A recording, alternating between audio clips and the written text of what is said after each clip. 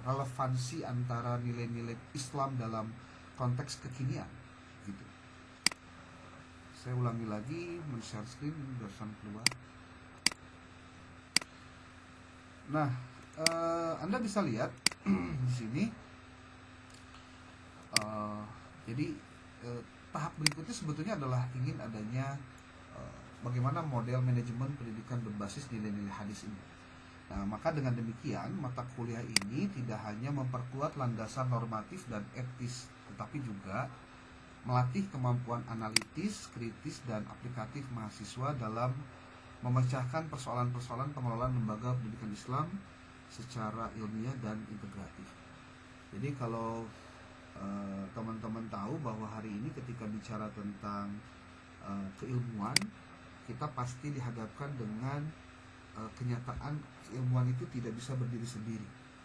Dia itu terintegrasi dengan mata kuliah ataupun juga dengan ilmu lain yang memerlukan analisis yang kuat gitu. Jadi hadis ya bukan hanya sebatas hadis, tapi juga nanti hadis dari sisi manajemen, keorganisasian, kepemimpinan, dan seterusnya. Nah, materi kita di 16 kali pertemuan ini saya sudah siapkan ada ini nih, materi pembelajaran atau pembahasan pertama tentang pengantar hadis manajemen pendidikan. Yang akan kita bahas itu sekarang pertama terkait ruang lingkupnya, urgensinya, dan bagaimana posisi dalam manajemen pendidikan. Ini sesi 1 dan pertemuan 1 dan pertemuan 2 ini masih bagian saya yang menjelaskan tentang materi ini. Mulai pertemuan ketiga sampai dengan pertemuan ke-15 kecuali pertemuan ke-8 itu sudah dilakukan proses diskusi. Jadi saya sudah membagi Anda yang 17 orang ini dengan materi-materi termasuk juga untuk UTS dengan UAS. Saya sudah persiapkan dari awal. Jadi sehingga Anda bisa bersiap untuk mengerjakannya dari mulai sekarang. Jadi gaspolnya dari sekarang, dari awal masuk, tidak dinanti-nanti. Oke, yang kedua, metodologi kajian hadis, takhrij, sanad, dan matan terkait pendidikan. Ini mungkin lebih tepatnya bukan pendidikan ya, terkait dengan manajemen pendidikan. Kemudian pertemuan ketiga itu tentang hadis tentang kepemimpinan dalam pendidikan. Ini sudah masuk pada sesi diskusi ya. Diskusi, Anda sudah menyiapkan paper yang ditulis dalam bentuk artikel, dan nanti saya akan beritahukan bagaimana cara menulis naskah walaupun Anda sudah mendapatkan atau mungkin sudah terbiasa menulis juga. Sambil kita nanti kenalan, Anda juga perlu menyampaikan terkait dengan hal-hal itu. Pertemuan keempat itu tentang nilai kepemimpinan Islami dalam hadis dan teori manajemen modern. Lalu pertemuan kelima, hadis tentang disiplin, ketertiban, dan etos kerja. Yang keenam, hadis tentang musyawarah dalam pengambilan keputusan. Lalu yang ketujuh, hadis tentang pengawasan atau supervisi dalam pendidikan. Yang kedelapan, ini UTS. Nah, nanti UTS-nya nanti sudah saya siapkan. Ini hanya bagian dari materi saja ya. Analisis tematik hadis manajemen pendidikan. Nah, nanti ada pembahasannya. Lalu yang ke-9, hadis tentang motivasi belajar dan penghargaan ilmu. 10, ada guru dan murid dalam hadis. Lalu 11, hadis tentang keadilan dalam pendidikan. 12, hadis tentang amanah dan tanggung jawab. Yang ke-13, hadis tentang kerjasama ta'awun dalam pendidikan. Yang ke-14, perbandingan teori manajemen barat dan nilai-nilai hadis. 15, perancangan model manajemen pendidikan berbasis hadis. Ya, 16, ini ada presentasi hasil kajian integrasi hadis dalam manajemen pendidikan untuk UAS. Saya belum cantumkan beberapa referensinya, tapi saya sudah cantumkan dalam materi. Jadi kalau bicara materi sudah disiapkan. Ini untuk pembahasan sub CPMK, indikator dan kriteria penilaiannya. Lalu ini teman-teman saya urut dari absen aja ya biar gampang gitu. Walaupun mungkin kasihan yang huruf A ya, tapi nggak apa-apa ya. Kang Ahmad Riyadi ya di nomor pertama pertama nih. Teman-teman bisa lihat di sini, saya sudah siapkan ini di minggu ketiga. Kita mulai dari minggu ketiga ya, week 3. Week 3 itu nanti ada pembahasannya. Jadi setiap orang sudah saya siapkan. Itu kan nggak ada suaranya, Pak. Hah? Ada suaranya? Benar nggak ada suaranya? Bapak mohon maaf, nggak ada suaranya. Masa sih? Sebentar. Saya share screen-nya dimatikan dulu coba. Oh iya, ini ada trouble nih, bentar.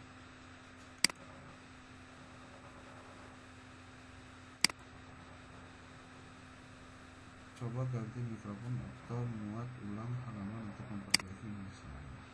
Bentar.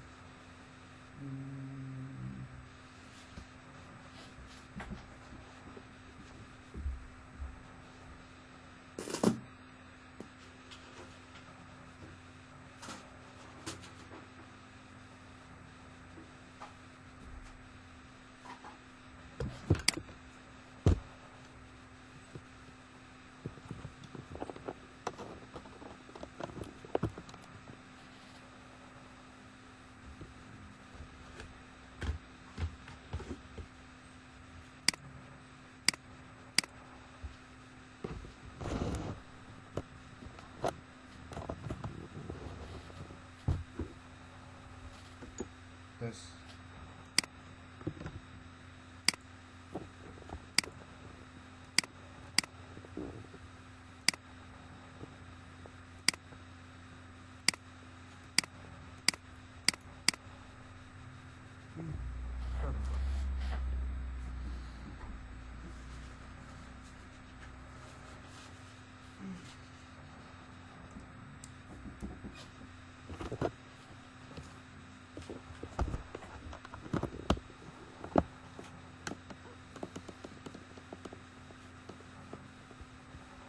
Tes.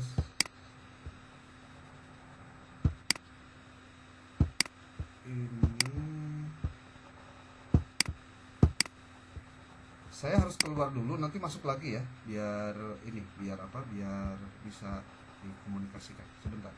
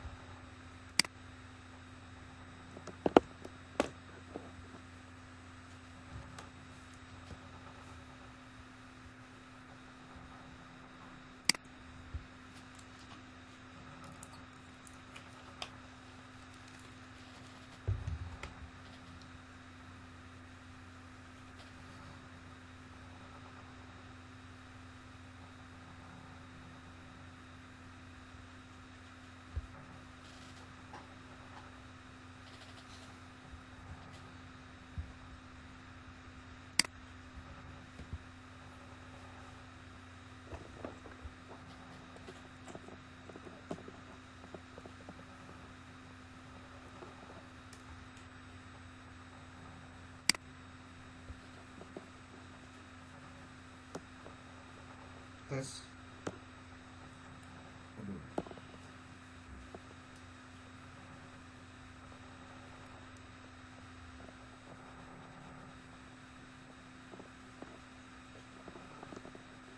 Sudah terdengar suaranya belum?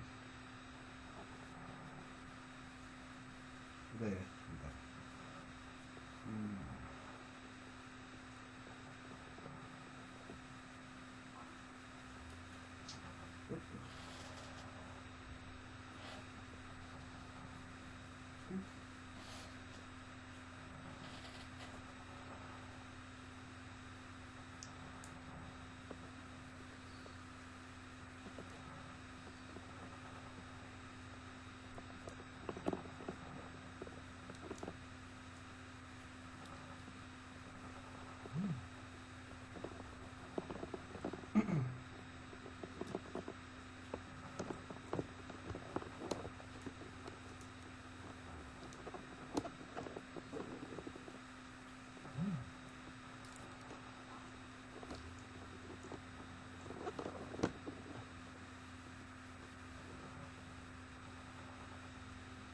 Oke, saya ulangi ya. share screen-nya.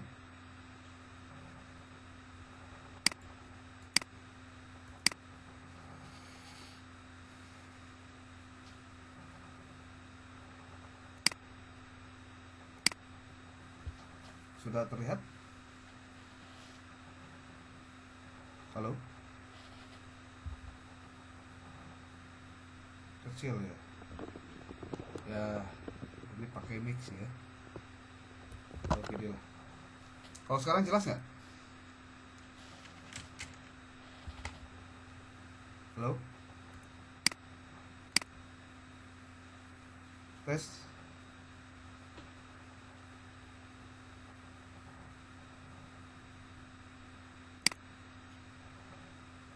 Gimana? Sudah terdengar?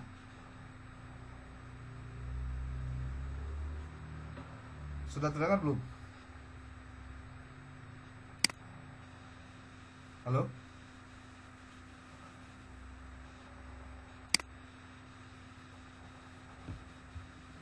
Volumenya jelas? Kedengaran?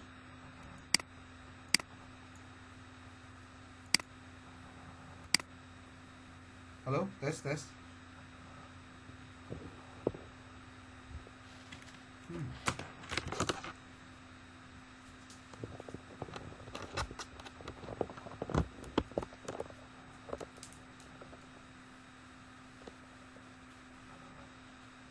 Masih terdengar atau tidak terdengar?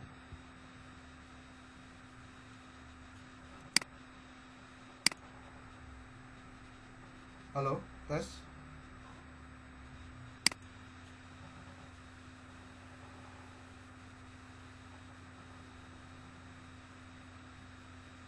Udah jelas? Ya, oke. Saya lanjut.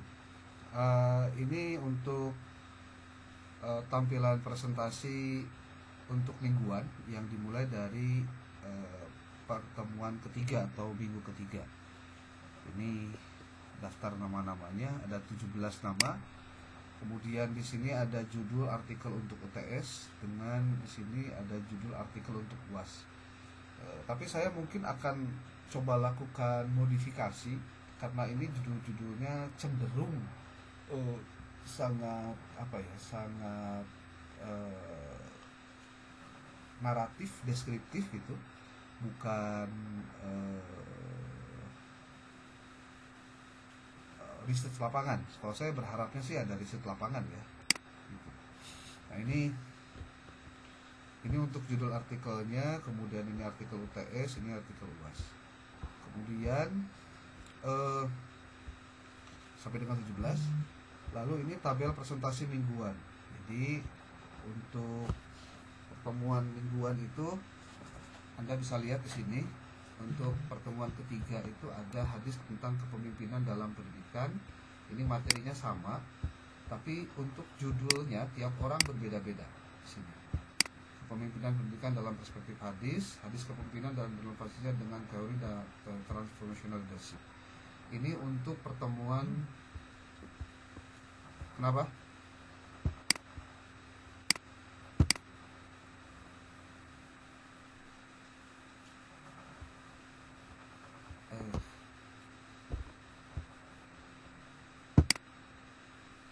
Ya, bentar, saya cek dulu.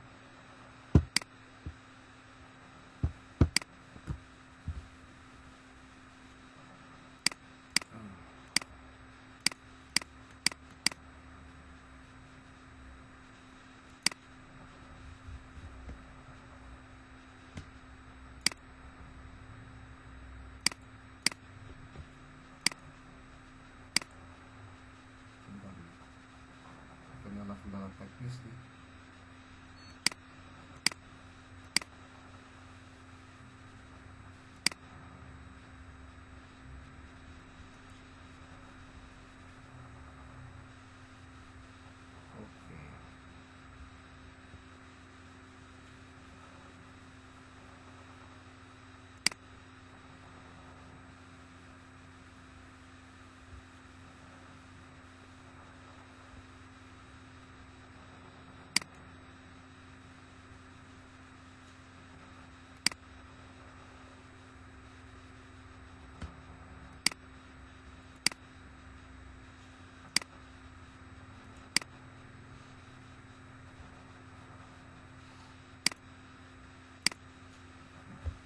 Cursor-nya kelihatan nggak?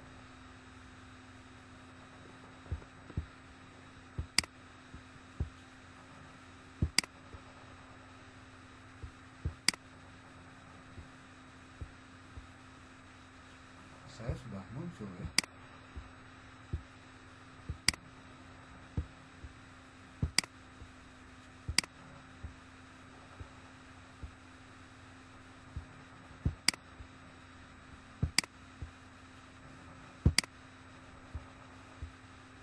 Kenapa ya?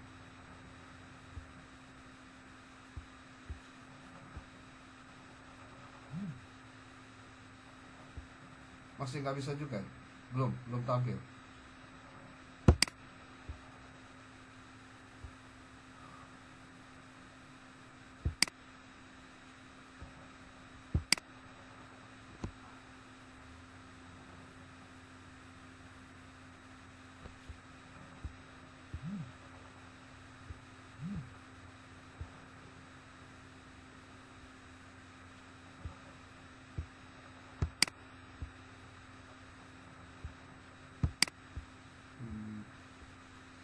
Coba saya masuknya ke jalur yang lain.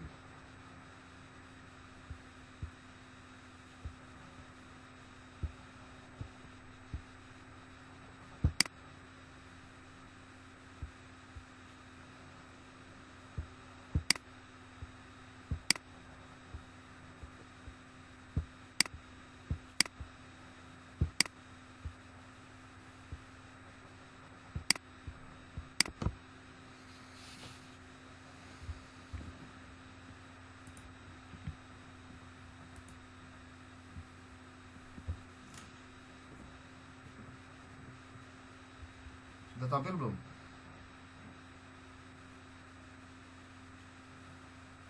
Halo?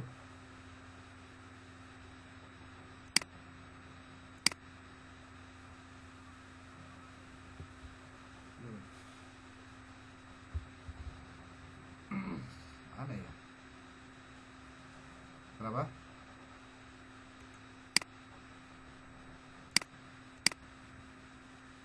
Boleh. Bentar.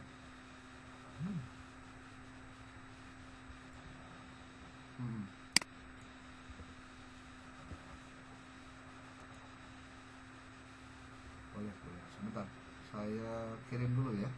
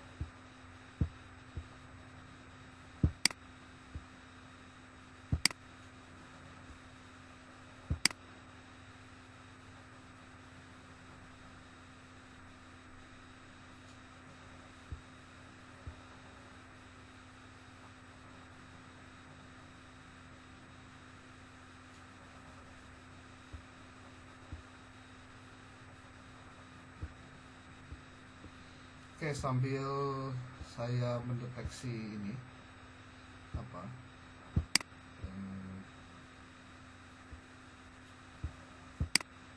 sambil saya kirim ya, ini nggak bisa dikirim juga.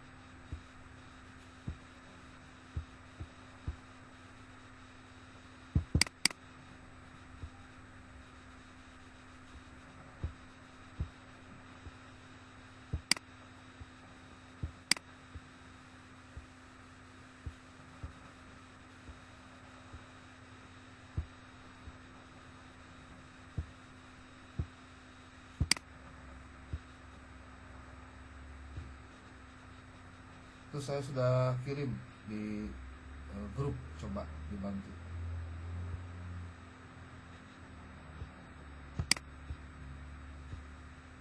Siapa yang mau share screen-nya?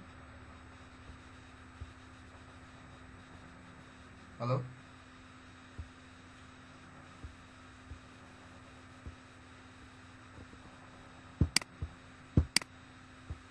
Halo, tes.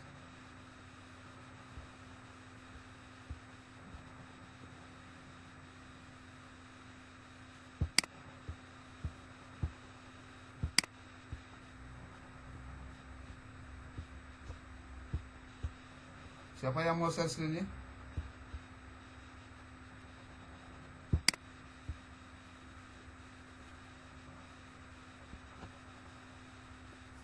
Yuk, silakan.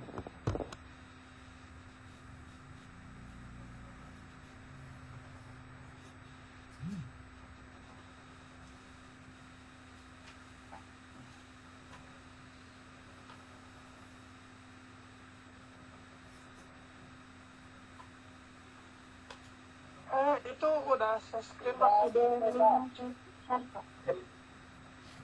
Ya. Bentar nih, masih koneksinya kurang bagus. Bentar.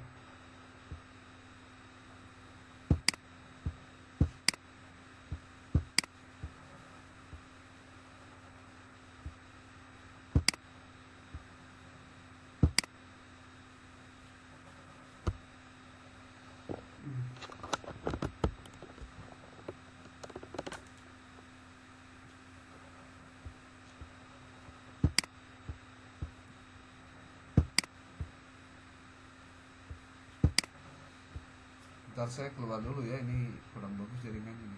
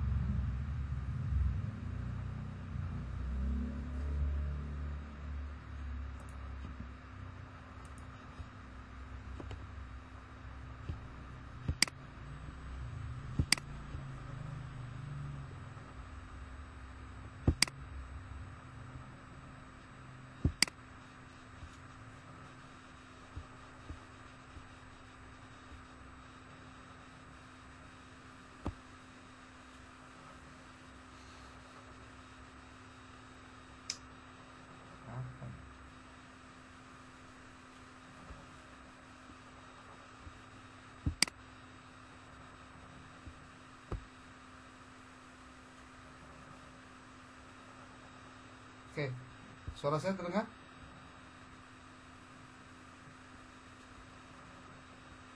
Halo?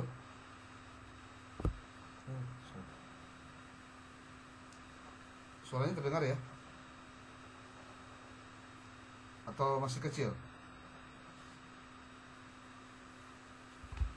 Halo? Suaranya terdengar jelas atau tidak?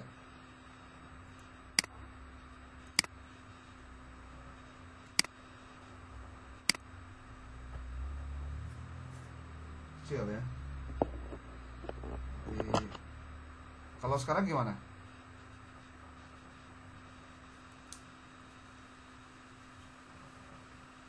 Lebih jelas atau enggak?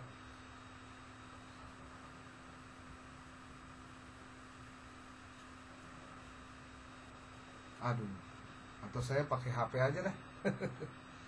Ah, bener.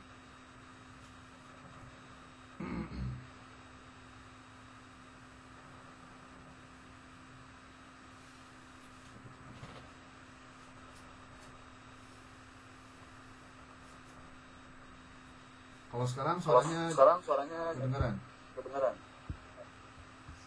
Sudah jelas Bapak. Oke. Silakan di share screen di bagian bawah ya. Bawah coba.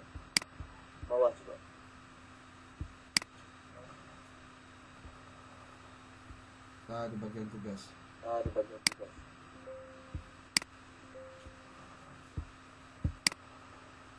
Ya, ini yang bagian apa? Tugas untuk presentasi mingguan artikel UTS dengan artikel UAS. Nanti mungkin saya akan coba olah lagi untuk artikel UTS dengan artikel UAS-nya. Yang sekarang mungkin buat Anda persiapan saja dulu adalah tentang bahan-bahan untuk artikel presentasi mingguan. Coba ke bawah lagi.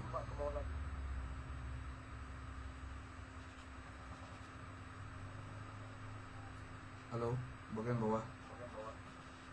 Terus. Oke, di sini ada tabel presentasi mingguan. Jadi mulai dari pertemuan ketiga itu ada 2 orang yang tampil. Kemudian pertemuan keempat juga 2 orang. Pertemuan kelima 2 orang. Pertemuan keenam 2 orang. Pertemuan ketujuh 1 orang. 8 itu UTS jadi dilewat. Langsung 9 itu di 2 orang. 10 itu pertemuan hanya 1 orang. Lalu 11 juga 1 orang, 12 1 orang, 13 1 orang, 14 coba ke bawah, dan 15 itu 1 orang. Ini sesuai dengan abjad aja ya, sesuai dengan absensi. Mohon untuk bisa memenuhinya. Jadi jangan sampai ada yang pindah-pindah jadwal. Maksudnya pindah-pindah jadwalnya karena kan ini urutannya sudah terstruktur gitu ya. Itu yang pertama. Yang kedua, untuk materinya itu dikerjakan berbarengan dengan tampilnya kelompok 1. Jadi ketika kelompok 1 tampil, maka semua 16 orang yang lain juga dikumpulkan di waktu yang sama. Artinya ini untuk menanggung rasa keadilan lah gitu. Jadi walaupun penampilannya terakhir, tapi artikel untuk presentasinya sudah siap sama bareng dengan yang akan tampil di kelompok 1. Jadi yang kelompok 1 juga tidak merasa bahwa dia aja yang kerjain sendiri gitu ya. Jadi semuanya dikerjakan, dikumpulkan di waktu yang sama. Nah, itu clue-nya ya untuk pertemuan ketiga. Jadi sekarang pertemuan 1, jadi ada waktu 2 minggu ke depan untuk Anda bisa mengerjakan tugas ini, khusus yang mingguan. Untuk yang UTS dan UAS itu nanti sambil berjalannya waktu kita akan sampaikan tentang teknik dan teknisnya seperti apa. Oke. Lalu coba kita lihat dulu yang bagian awal tuh, yang atas. Yang itu tuh. Bukan yang itu tuh. Yang kelompok 1 tampil. Masih yang barusan tapi bagian atasnya.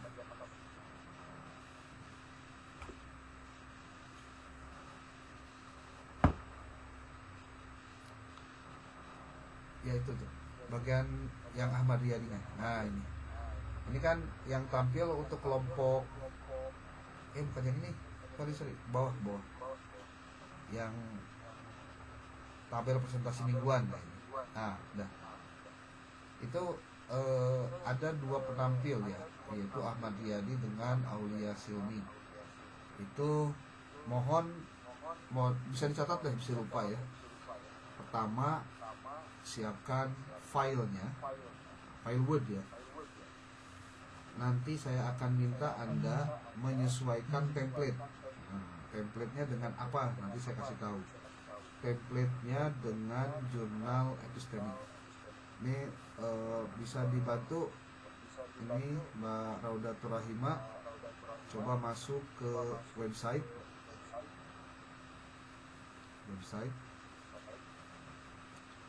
Keluar dulu dari ini, dari Word-nya.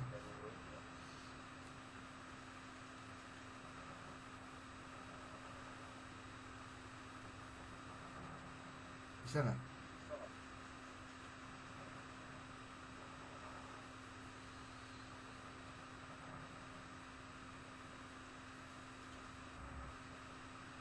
Buat bantu masuk ke website.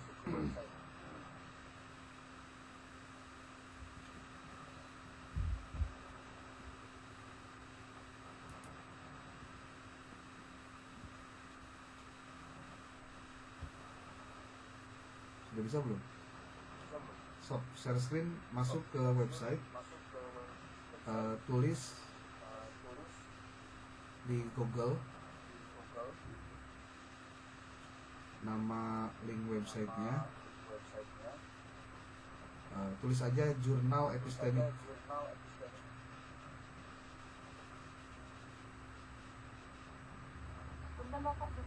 Epistemik pakai C. Jurnal epistemik.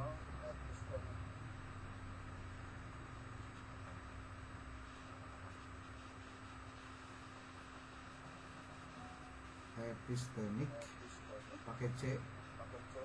Itu jangan epistemik lengkap. Ya. Oke. Anda masuk ke situ, klik. Nah itu di bawahnya nanti ada template. Nah ini adalah jurnal yang saya kelola. Nah itu jumlah templatenya itu. Coba diklik templatenya.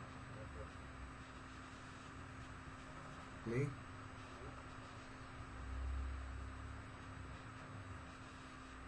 Anda klik yang Word-nya.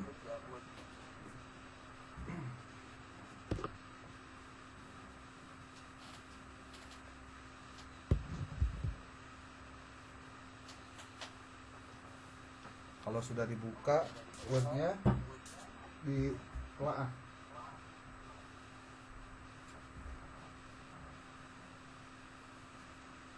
Tes.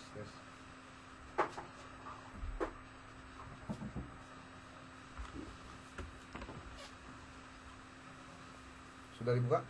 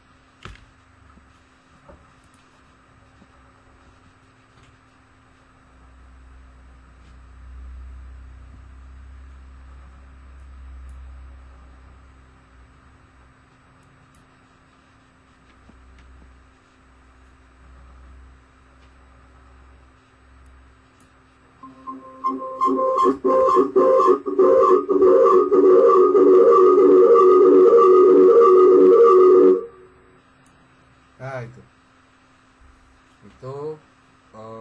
apa Jadi template-nya ngikutin alur ini. Gitu. Di situ ada penjelasannya, apa saja yang harus ditulis, apa saja yang harus ada. Di situ ada dijelaskan. Author guideline-nya ada di situ, ya. Sebentar, saya harus cek dulu.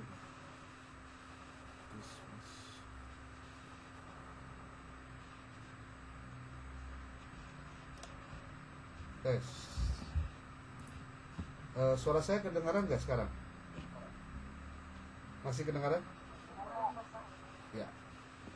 Ini saya coba matikan satu nih. Saya pakai 2 device.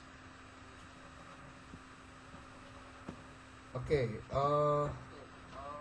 berarti sudah ya untuk template-nya. Jadi nanti yang nulis sesuaikan dengan template itu. Sok keluar dulu aja.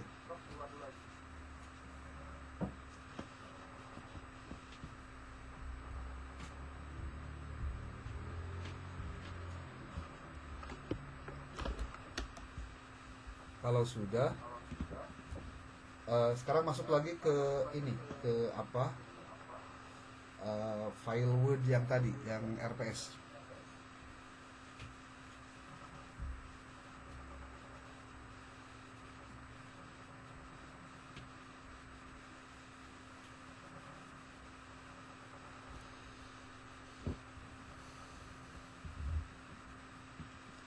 Kalau sudah masuk ke link website yang tadi, ke dilihat itu ada judul.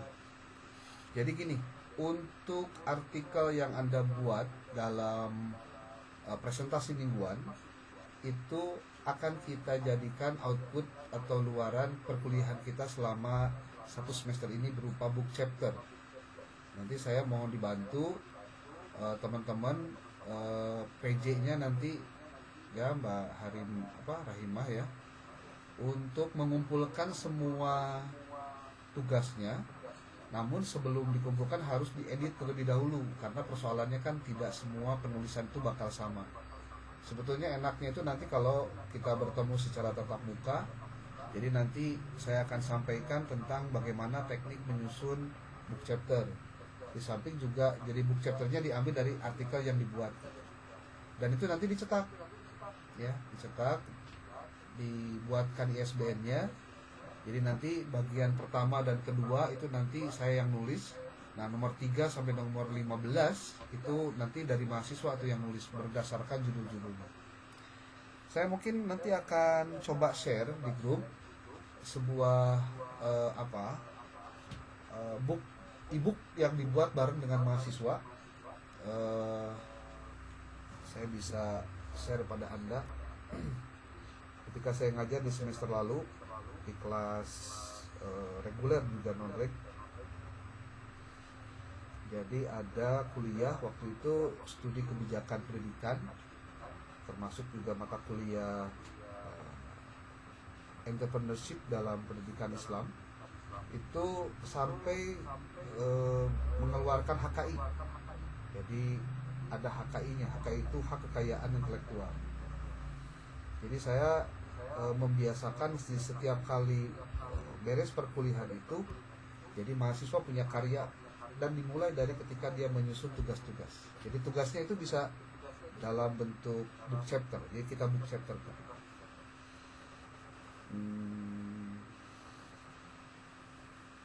Oke. Coba Anda cek grup. Bantu saya nih Mbak Rahimah untuk menampilkan tampilan e-book dan juga HKI.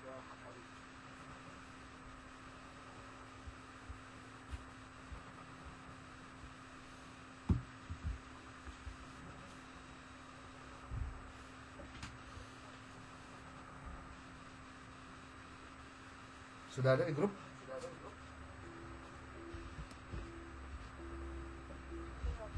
Ya. Ini mohon maaf ya, saya jadi ngerepotin Anda nih, harusnya saya yang ngerjain ini.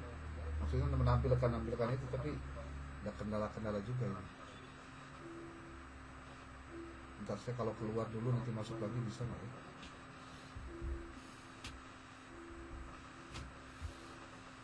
Oke, nah itu buku yang dibuat bareng-bareng saya dengan mahasiswa. Anda boleh buka terus, itu penulisnya itu apa? Saya nomor 1, penulis pertama, seterusnya sampai dengan ada juga Pak Ujang Suyatman ikutan nulis. Coba Anda lihat daftar isinya, coba. Dan ini ber-ISBN ya, bukan hanya sebatas buku biasa. Nih ada penulisnya. Nah itu jangan lupa ke atas.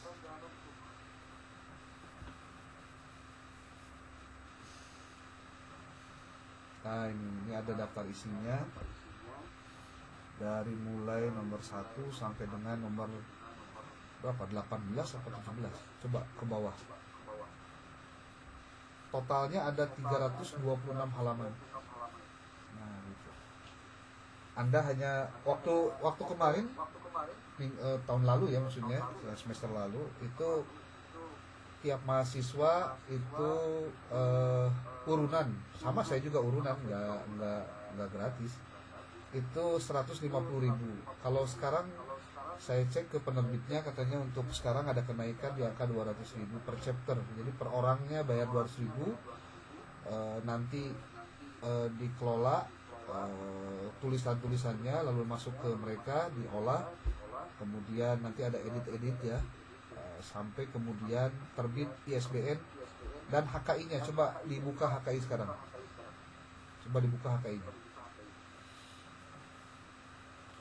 Nah, HKI ini kalau boleh saya sampaikan adalah cara bagaimana kita mempatenkan tanda petik karya-karya kita agar tidak diduplikasi ataupun juga diplagiasi orang lain. Gitu. Teman-teman bisa cek langsung deh ininya apa, HKI-nya di grup ya, di grup ada semua di situ.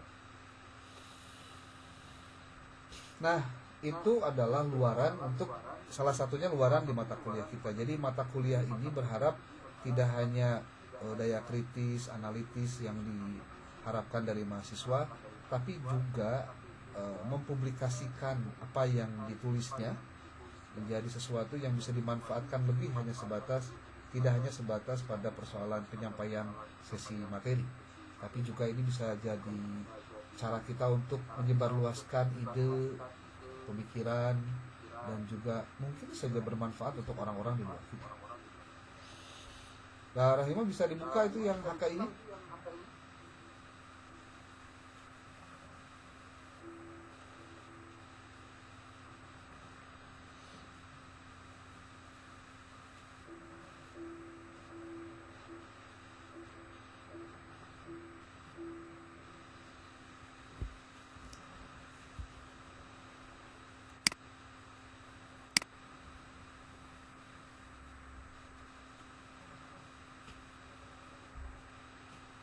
Nggak bisa dibuka. Kenapa? Ada Lola. Nggak bisa di download. Oh, bisa di-download. Itu PDF kan? Ini mau beberapa kali di download tapi nggak enak.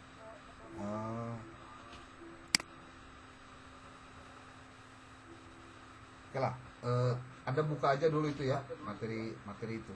Apa maksudnya? Filenya dibuka saja di rumah masing-masing, nanti dibuka di laptopnya ya. Oke, bisa ditutup ininya apa, screennya ditutup biar saya nanti presentasi aja. Oke, teman-teman semua, untuk di pertemuan pertama materi kita itu selain penyampaian RPS, kemudian kontrak kuliah, juga ada yang lebih penting juga adalah ada bahan materi yang harus disampaikan. Nah, bahan materi ini adalah terkait dengan pengantar hadis manajemen pendidikan, ruang lingkup, urgensi, dan juga posisi dalam manajemen pendidikan Islam. Yang pertama, ketika bicara latar belakang, kenapa kemudian ada materi atau ada apa mata kuliah hadis manajemen pendidikan. Nah, kalau Anda baca di dalam CPL profil lulusan MPI, itu profil lulusan MPI itu ada 3.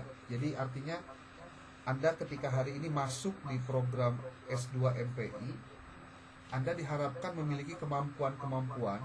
Pertama, sebagai seorang akademisi, ya pasti. Kedua, Anda memiliki kemampuan sebagai seorang konsultan. Dan yang ketiga adalah sebagai peneliti. Anda bisa cek itu di dalam standar kompetensi lulusan yang dikeluarkan oleh Kementerian Agama. Kalau belum tahu, nanti saya bisa share apa saja itu, ya. Nah, manajemen pendidikan itu merupakan disiplin ilmu yang memadukan antara prinsip-prinsip manajemen yang modern tentunya dengan nilai-nilai Islam. Nah, dalam konteks ini hadis Rasulullah SAW memiliki posisi yang penting sebagai sumber yang normatif, gitu. Hadis Nabi itu memberikan pedoman etik, memberikan pedoman moral, kemudian juga memberikan pedoman secara praktis bagaimana mengelola lembaga pendidikan. Kemudian seringkali kajian yang terkait dengan manajemen pendidikan Islam ini hanya mengandalkan teori-teori yang mungkin orang menyebutnya teori barat, lalu diberi label Islami. Nah, kan biasanya gitu ya. Jadi teorinya barat dilabelan Islam, tanpa mencoba untuk mengintegrasikan sumber aslinya dari ajaran Islam. Padahal hadis Nabi Muhammad itu banyak memuat prinsip dari manajemen, seperti kepemimpinan, disiplin, musyawarah, supervisi, motivasi, amanah, keadilan, ataupun juga kerjasama. Yang itu semuanya adalah bagian dari cara kita bagaimana mengambil hadis sebagai referensi untuk dijadikan sebagai spirit dalam menjalankan proses manajemen pendidikan Islam. Nah, posisi Anda sebagai konsultankah, akademisikah, atau sebagai peneliti, itu diharapkan memiliki kemampuan-kemampuan yang tidak sebatas pada hanya memahami teks tanpa memahami konteksnya dan bagaimana mengimplementasikan itu dalam aktivitas kita keseharian.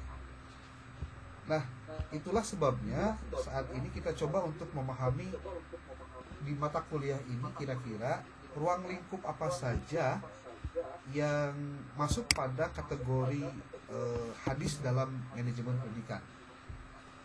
Tadi sudah saya sebut beberapa poin. Yang pertama adalah tentang kepemimpinan, itu pasti. Bahkan kepemimpinan itu sendiri adalah bagian dari cara Islam itu bisa bertahan sampai dengan hari ini karena ada kepemimpinan.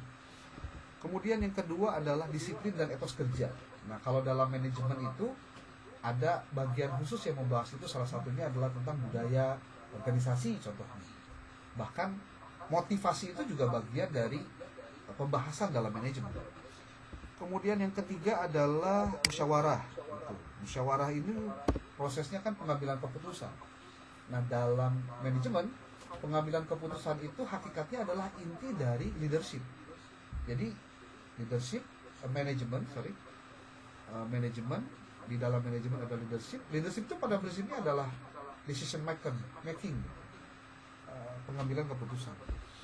Lalu dalam manajemen juga dalam konteks hadis yang kita ingin bahas itu tentang supervisi dan evaluasi. Hadis-hadis ini terkait dengan pentingnya pengawasan.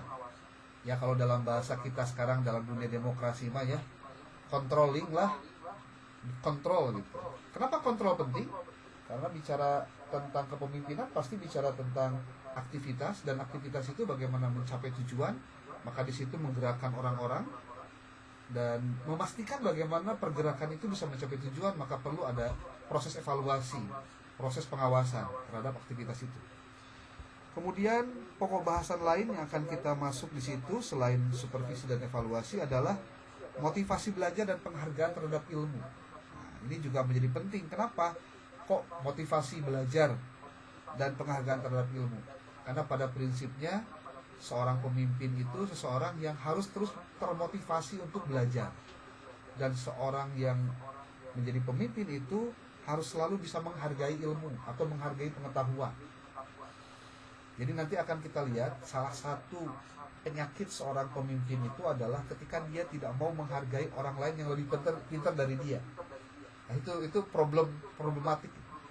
Kalau Anda baca dalam pembagian kepemimpinan yang sekarang sedang ramai, itu ada istilah NPD leadership, kepemimpinan dengan NPD.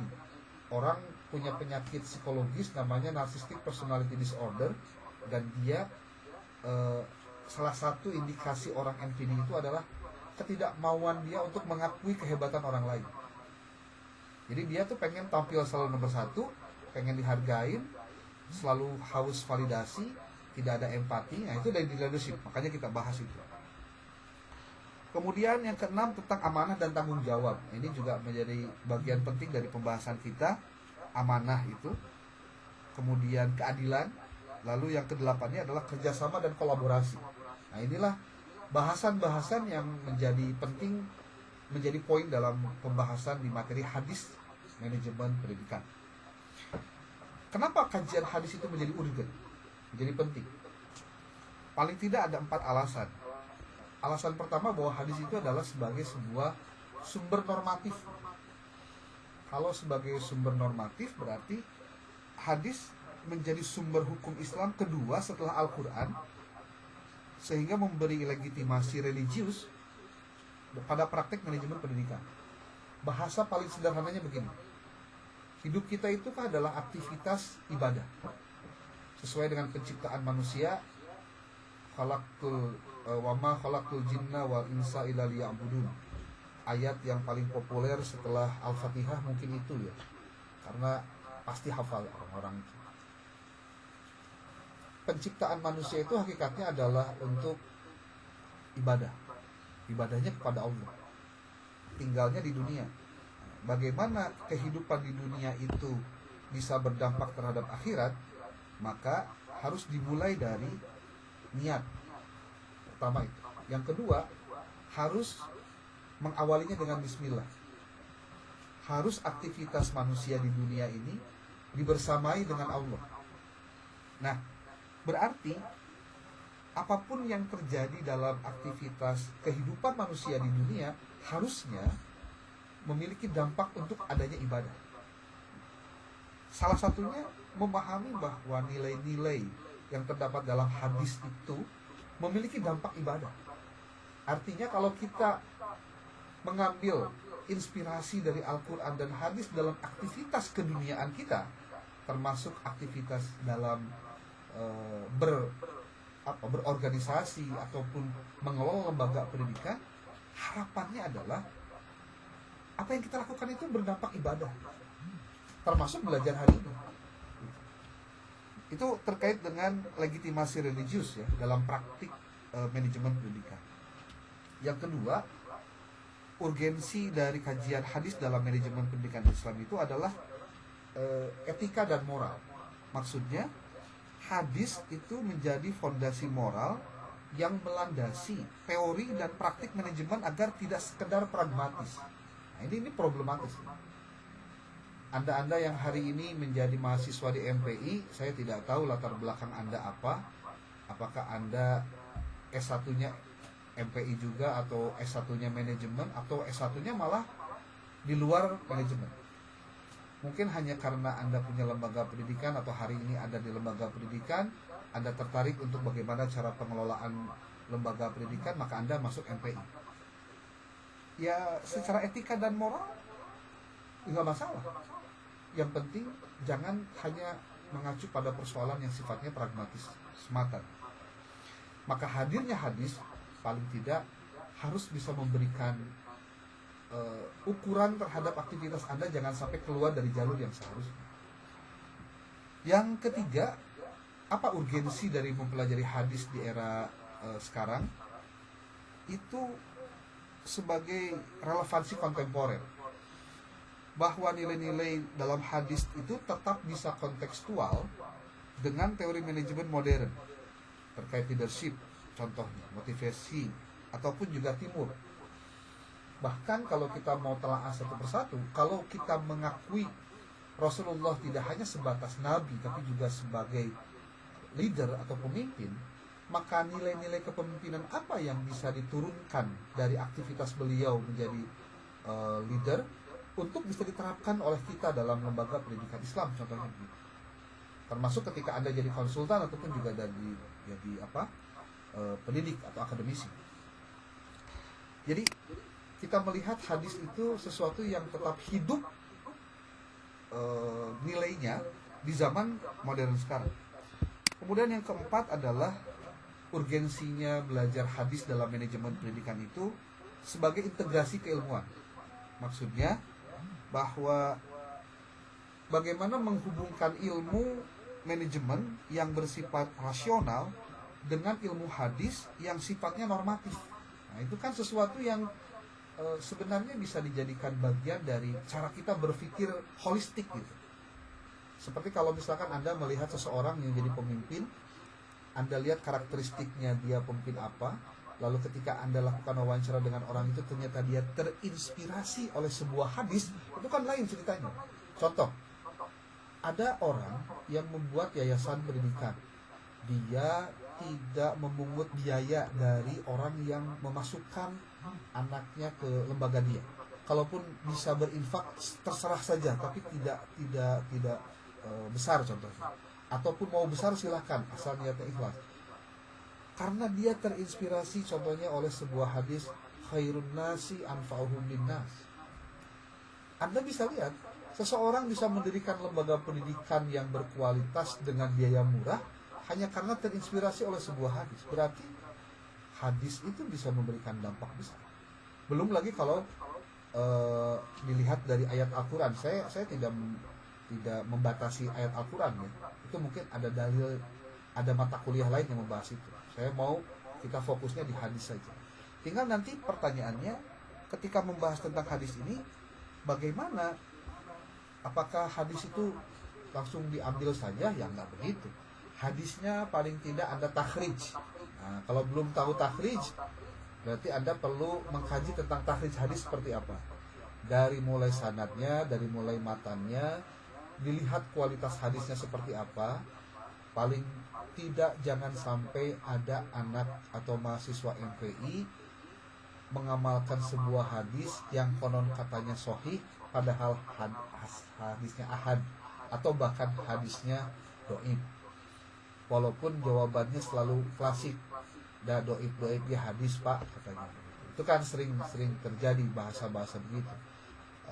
Tapi menilai sebuah hadis itu bisa bermanfaat atau tidak hanya dari redaksi hadisnya, tapi juga dari cara bagaimana hadis itu bisa tersampaikan, jalurnya gitu ya, atau sanad. Oke. Hal-hal itulah yang menurut saya penting untuk disampaikan di pertemuan kali ini. Dan saya juga perlu untuk mengetahui Anda satu persatu sebelum saya nanti juga akan memberikan jawaban terhadap pertanyaan Anda kalau ada yang mau bertanya. Ya. Oke, saya minta sesuai nomor urut absen aja nih. Ini kan ada 19, berarti ada 17 orang hadir semua ya. Oke.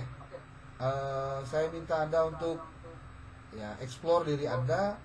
Nama Anda siapa, lahir di mana, tanggal lahirnya berapa, lalu S1-nya dulu di mana, jurusan apa, kemudian motivasi Anda masuk MPI apa. Paling tidak saya tahu dulu aja, nanti Anda mengisi CV yang saya siapkan, nanti saya kirim di grup ya. Oke, boleh dimulai dari siapa? Nomor 1 Ahmad ya. Siapa Ahmad? Boleh nih Ahmad. Yuk. Silakan. Waalaikumsalam warahmatullahi wabarakatuh. Perkenalkan Mbak, nama saya Ahmad Yadi. Saya lahir 15 Mei 2002 di Mandarin Natal, Sumatera Utara. Status saya di Stadion Sultan Abdurrahman di Tanjung Pinang, Mbak. Jurusan sebelumnya manajemen pendidikan Islam. Motivasi saya 16 ini jadi akademis, Mbak.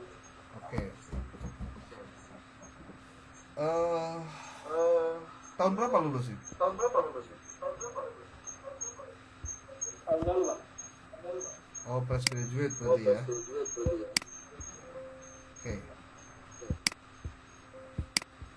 Oke, terima kasih.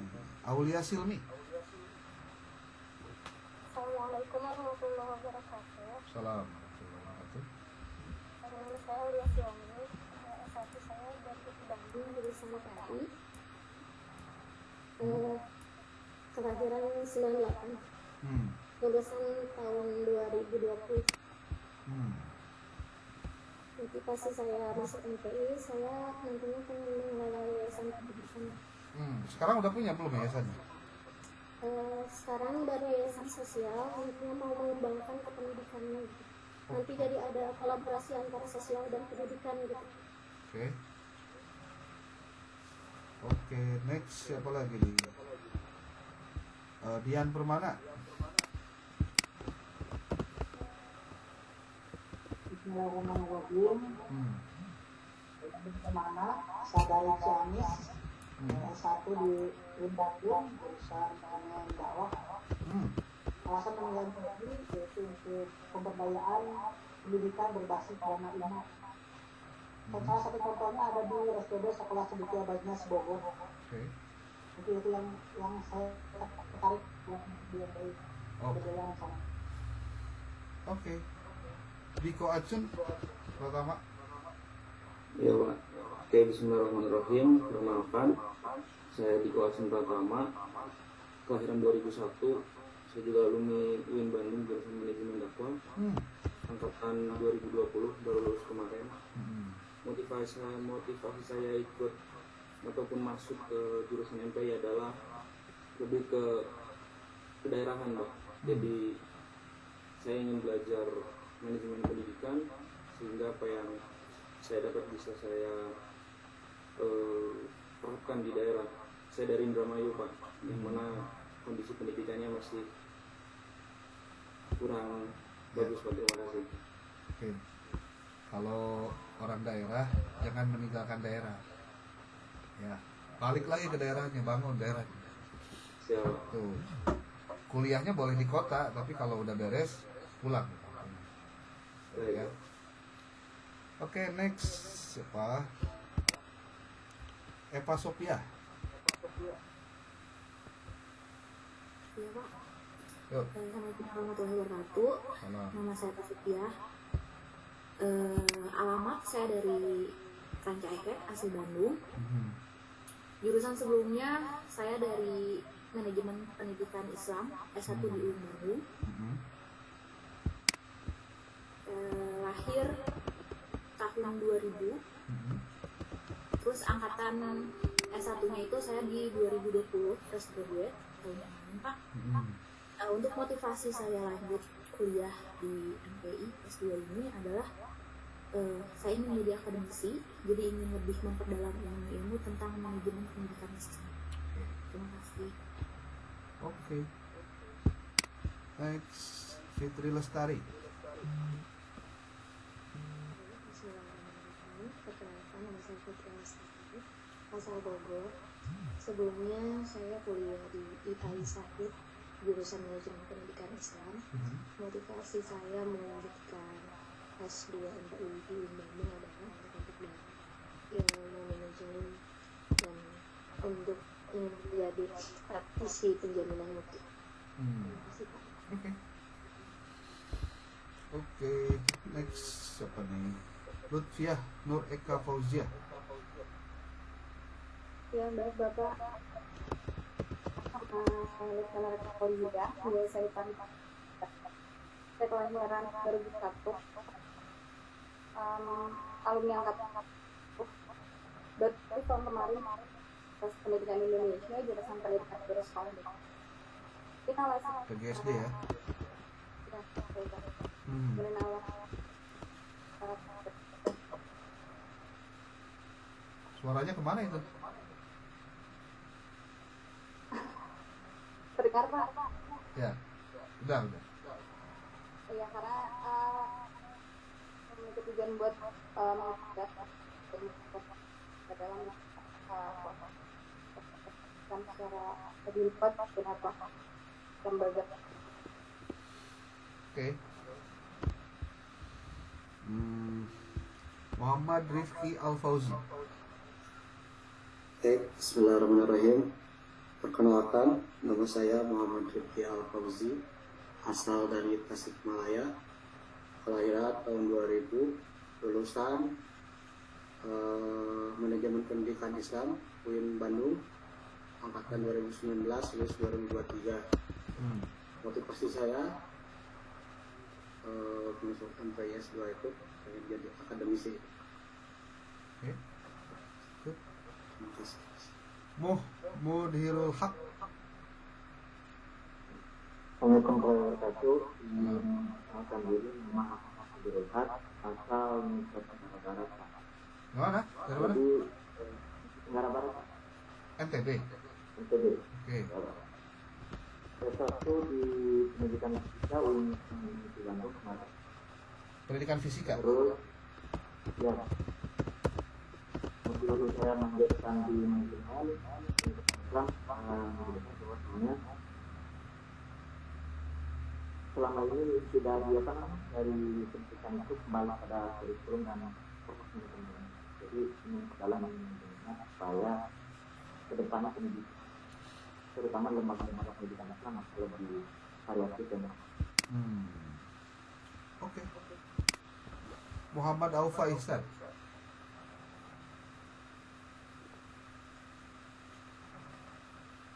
Ada Aufa? Nggak ada. Ini kemana nih? Biasanya ada. Muhammad Firdaus. Cek. Bismillah. Assalamualaikum warahmatullahi wabarakatuh. Salam. Perkenalkan, saya Muhammad Firdaus, asal dari Bogor, S1 Pendidikan Bahasa Arab, angkatan 2020, lulus tahun 2024. Alasan masuk MPI karena ingin mengembangkan lembaga, Pak. Terima kasih. Oke. Lanjut.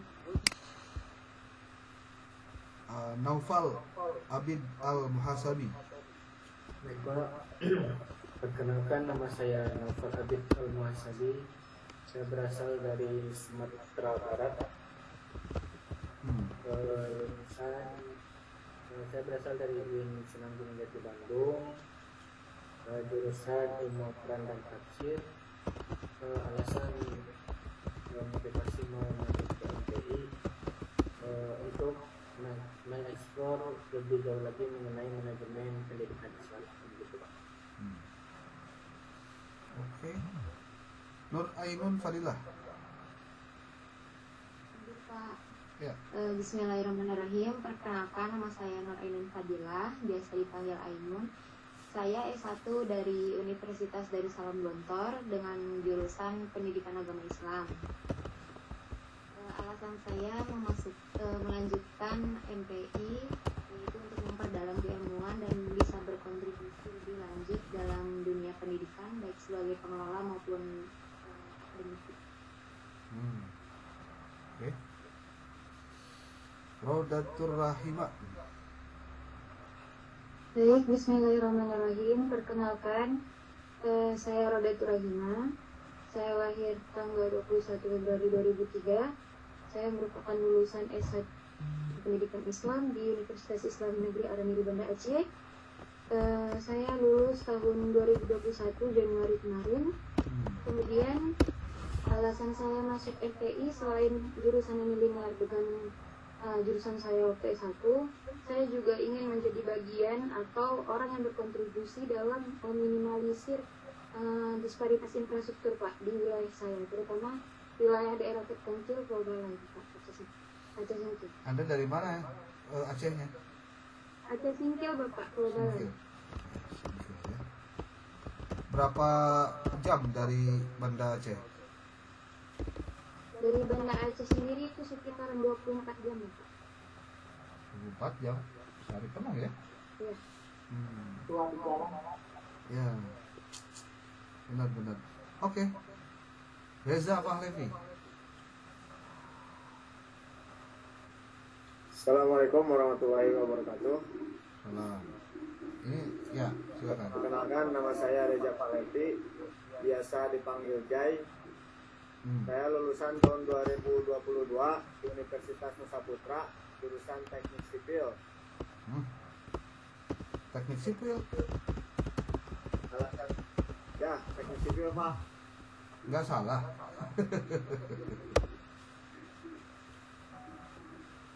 Ya. Terus? Alasan saya masuk MPI ini untuk bisa mengelola sekolah yayasan keluarga dan untuk bisa mengembangkan kedepannya supaya lebih maju lagi. Oke. Rizkiah Fajriatul Amalia. Hadir Pak. Ya. Bismillah, perkenalkan nama saya Rizkiah Fajriatul Amalia. Saya berasal dari Manokwari, Papua Barat. Akan tetapi sekarang tinggal domisili di Sulawesi Selatan Pak. Lulusan S1 dari Sekolah Tinggi Agama Islam dari Dakwah Irsyad Maros, jurusan Pendidikan Agama Islam. Tinggal di mana di Bandung? Di kos Pak, tapi sekarang masih di Sulawesi Pak, karena ada informasi online jadi belum berangkat ke Bandung. Oke. Ya nanti mau ke Bandung ya. Oke. Kenapa? Anda S1-nya apa dulu? Pendidikan Agama Islam. Oh, PAI. Oke. Kenapa jadi ke MPI? Karena ini Pak, ada keluarga punya yayasan pendidikan. Sebelum terjun langsung untuk menjadi pengurus, sekolah dulu Pak, agar lebih memahami bagaimana dunia manajemen pendidikan tersebut. Oke. Terakhir, Yusuf Fatur Rahman. Baik. Bismillah, perkenalkan, nama saya Yusuf Fatur Rahman, lahir di Bandung tahun 2009. S1 di UIN Sunan Gunung Jati Bandung, jurusan Pendidikan Bahasa Arab. Sekarang mengambil jurusan MPI untuk mendalami manajemen karena mau melanjutkan di sekolah. Mau melanjutkan apa? Lembaga Pak. Oh, lembaga. Oke. Ya. Terima kasih. Berarti yang tidak hadir satu orang ini ya, Muhammad Aufa Ihsan. Oke, saya mungkin sebagai 10 menit terakhir sebelum ke waktu kita berakhir 2 jam ini. 2 jam itu maksudnya 2 jam ini ya.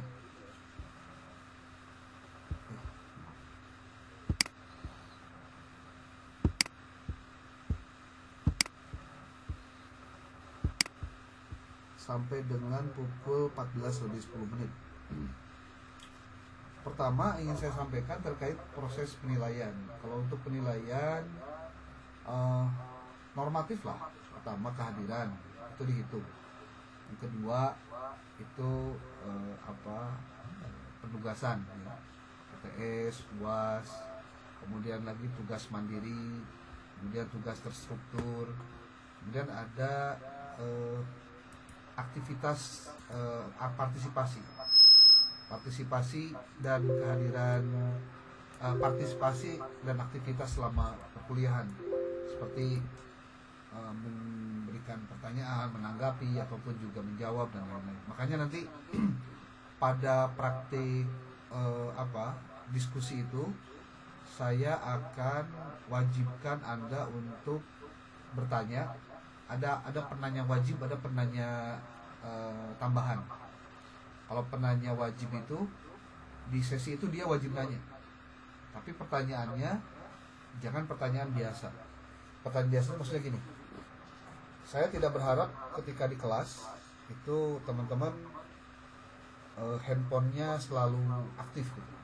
Jadi artinya gini, selama kuliah saya nanti kalau di kelas, mohon ini PJ-nya ya, Mbak Rahimah, Anda harus bisa memastikan teman-teman itu handphonenya tidak dipegang. Jadi lebih bagus ya siapkan kresek atau apalah gitu, tarik semua handphonenya, masukin ke wadah itu. Sebab pengalaman saya mengajar ketika mahasiswa pakai handphone itu nggak dapat apa-apa, karena yang presentasi nanyanya ke ChatGPT di handphone, yang bertanya pun pertanyaannya juga dari handphone. Terus bisa apa dong? Nggak bisa apa-apa gitu. Malah ketika dia presentasi tanpa pakai apapun, nggak tereksplor. Itu persoalan yang perlu saya sampaikan. Jadi AI bisa dipakai ya, tapi Anda harus lebih paham bahwa kemampuan Anda harus jauh lebih maksimal dipakai. Saya mau share sebuah website yang bisa Anda pakai nanti untuk mencari referensi. Boleh Anda tulis. Kalau kenapa ini? Nama websitenya zstriplibrary.sk. Saya ulangi, zstriplibrary.sk. Saya share coba ya.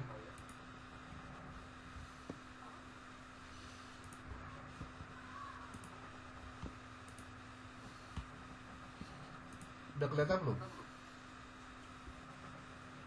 Udah ya. Nah ini tampilannya.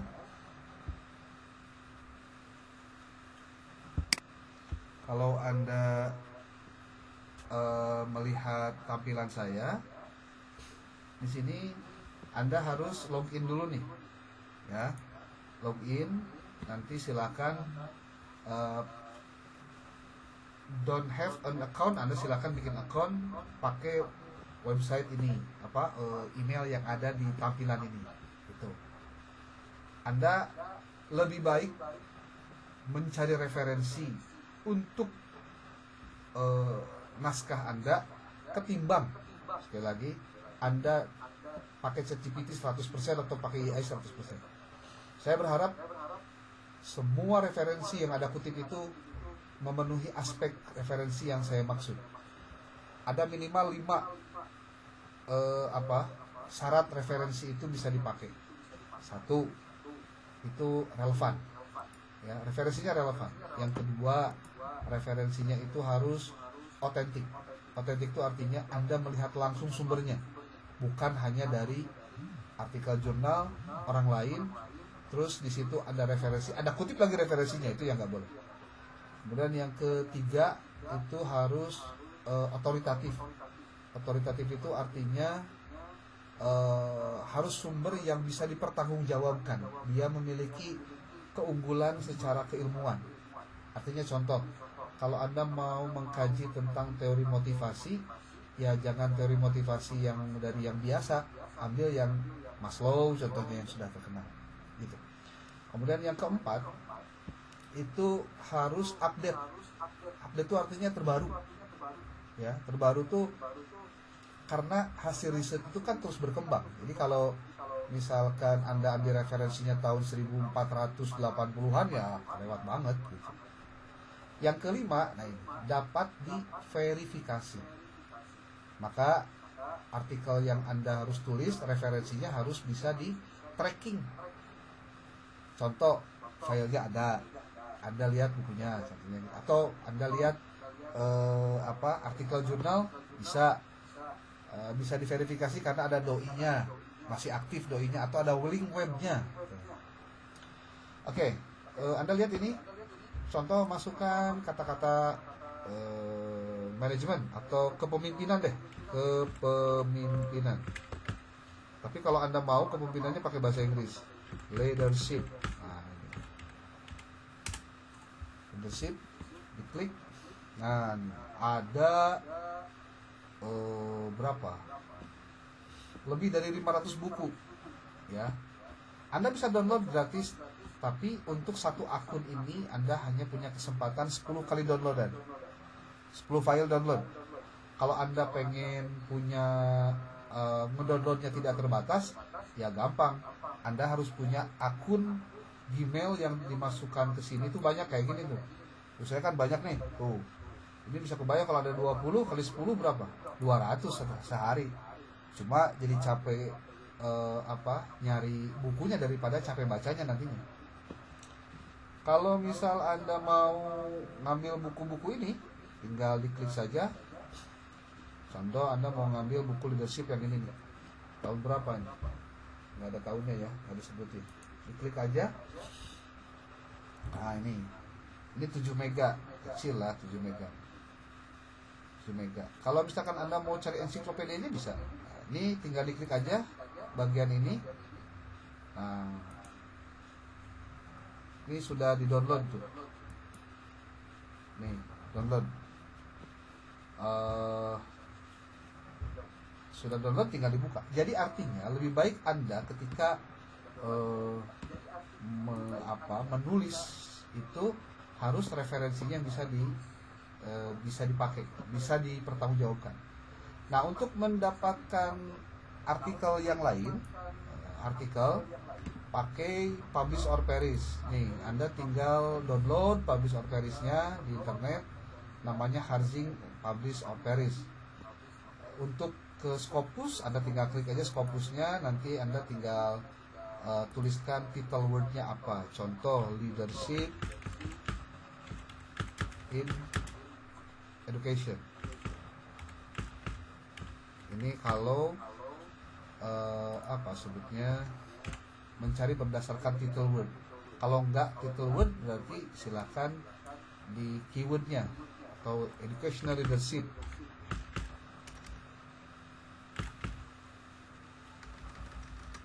Di keyword. Tapi untuk mendapatkan akun Anda untuk Scopus ini, untuk mendapatkan artikel-artikel tentang Scopus, pastikan Anda harus ada key-nya yang harus bisa diambil. Anda nonton aja lah di YouTube ya. Di YouTube itu nanti ada pedoman bagaimana menggunakan Publish or Perish.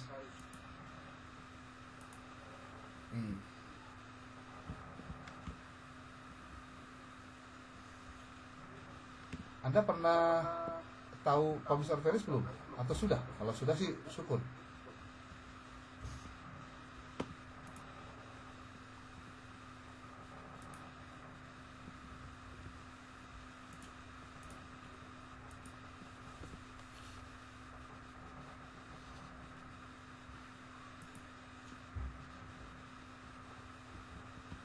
Udah kelihatan? Nah, tinggal tutorial Publish or Perish. Nanti bakal banyak. Ini nih, cara mencari jurnal Publish or Perish dan lain-lain. Tuh, ya, yang belum sebutnya teh, belum ramah ya, belum ramah tuh belum biasa ya, harus banyak belajar lah. Sekarang waktunya belajar ya, belajar tentang Publish or Perish. Yang keduanya, pastikan Anda menggunakan reference manager. Tutorial contohnya Mendeley.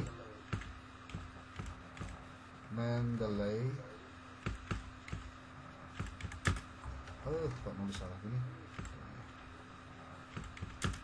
Reference Mendeley itu ada dua ya, ada yang reference desktop, ada yang reference manager. Nah, ini pastikan dimulai dari mengkaji yang beginian dulu nih sebelum nulis ya.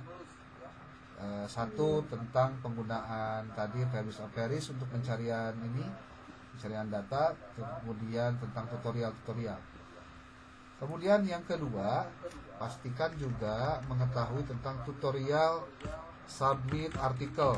Nah, yang belum biasa ya, saya menyarankan yang belum biasa belajar yang beginian nih, karena ini menjadi pengetahuan dan keterampilan Anda selama kuliah. Nih, ada yang OJS 2, ada OJS 3. Anda sekarang rata-ratanya di OJS 3 sih. Nah, nih, cara daftar dan submit artikel jurnal. Nih, ini saya juga ada di Epistemi. Itu tentang ini, tentang penulisan jurnal Epistemi.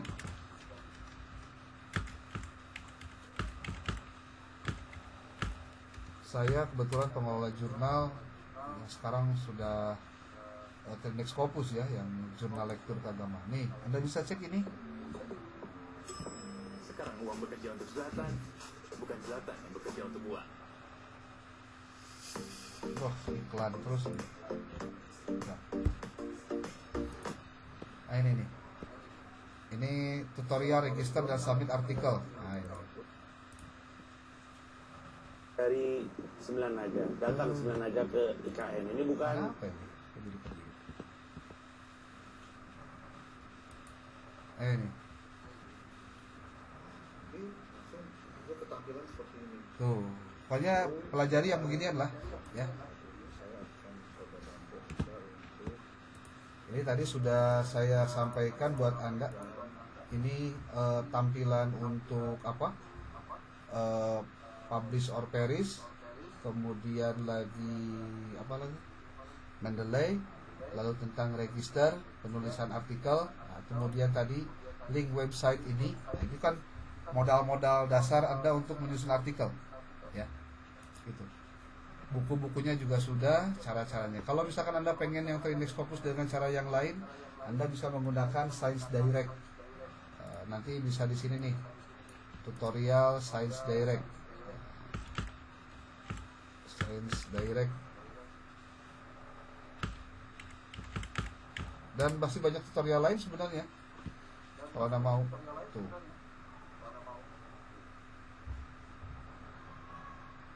How to find the books. Tutorial-tutorial gini tolong dipelajari. Oke. Sekarang sudah lewat waktunya. Saya harus stop sharing. Gitu ya. Untuk minggu depan masih tema mata kuliah saya tentang materi kedua. Materi kedua itu adalah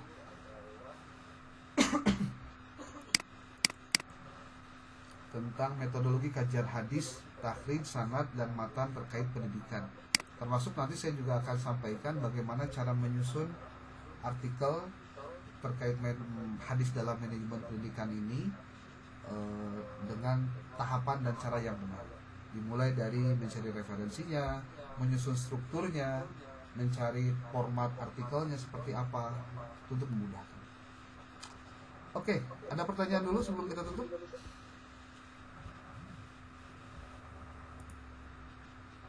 Untuk perkenalan saya nanti sambil di kelas aja, atau kalau Anda mau cari aja profil saya di internet, relatif adalah, tinggal dicek ya.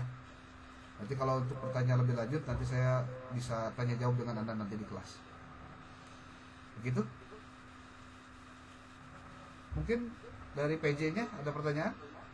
Kak Rahima? Mohon maaf Bapak, mewakili teman-teman semua. Rahima yang bertanya mengenai jadwal kelasnya Bapak, apakah sudah pasti hari ini? Dikarenakan ada beberapa dosen juga yang minta ganti jadwal ke jam 12.30 gitu. Jam 12.30 hari ini gitu, hari Selasa. Ya, saya kan udah request ya di hari pertama untuk jadwal kelas ini, mata kuliah saya mohon bisa dipindah ke 12.30 hari Selasa gitu. Jadi mohon dibantu aja biar kasih tahu ke dosennya yang lain, maksudnya biar bisa pindah ke hari lain ya. Oke. Jadwal Anda relatif fleksibel sebetulnya. Jadi kalau yang hari hari Senin itu kan hanya 2 mata kuliah ya. Jadi bisa di mungkin ngobrol dengan dosennya lah, ya, begitu. Jadi teman-teman, untuk pertemuan minggu depan, supaya Anda bisa berlanjut dari pagi sampai dengan siang, jadi perkuliahannya nggak berhenti. Jadi hari Senin itu dialihkan ke hari Selasa jam 12.30, ya. Siap, Bapak. Oke. Ada pertanyaan lain?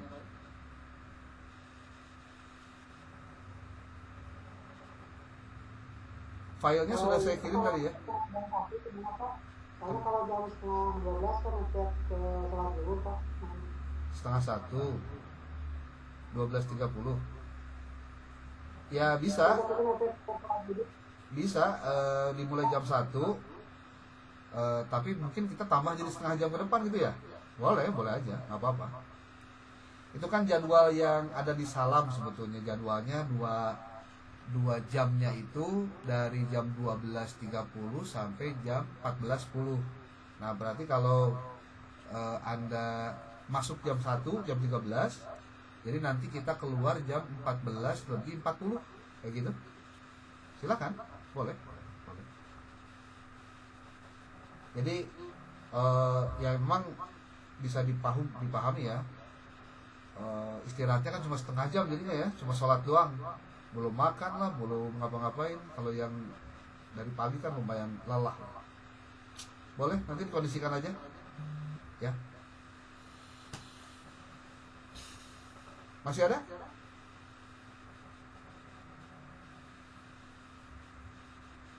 Oke. Terima kasih. Semoga kita dalam keadaan sehat walafiat. Billahi taufiq wal hidayah. Wallahu muwaffiq ila aqwamit. Assalamualaikum warahmatullahi wabarakatuh. Waalaikumsalam warahmatullahi wabarakatuh.